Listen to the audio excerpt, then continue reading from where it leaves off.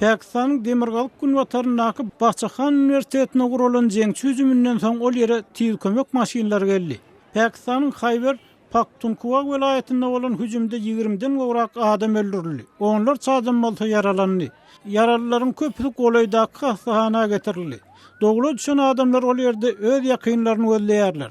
Jeňçiler kompýuter ilimleri we dolanýarys filmleri fakultetleriniň studentleridir molumlaryny okutdylar. Howpsuzlyk güýçleri jeňçilere garşylyklaýyn hüjüme geçdi. Pakistan oşuny 4 ýaraglyny öldürenligini aýtdy.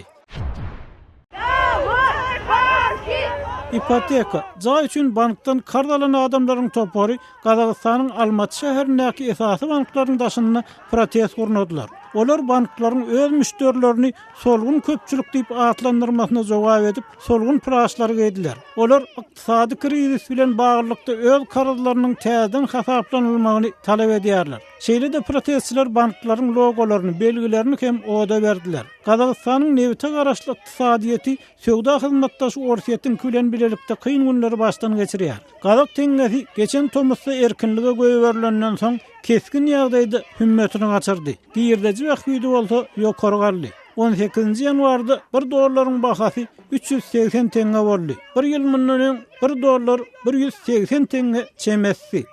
Siz täzelikler bilen tanyş boldunuz.